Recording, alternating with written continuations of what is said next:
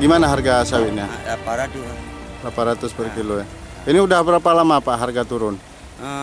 Kira-kira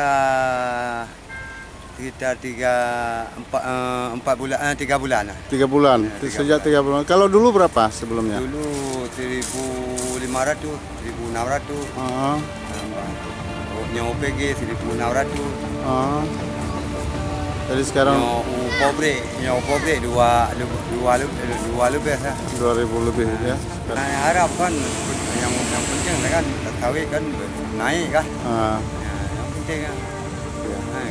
Enggak cukup makan lah. Iya Pak. Kira makan enggak cukup, ongkos potong enggak cukup. Enggak cukup untuk kerja ya, ongkos kerja ya. Terus belum lagi pemupukan ya. Untuk ngambil pupuk, beli pupuk.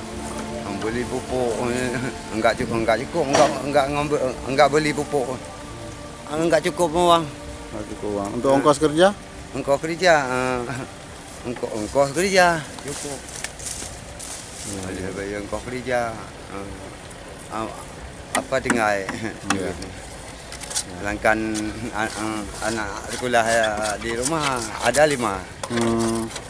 Berarti tidak mencukupi kebutuhan Pak? Enggak.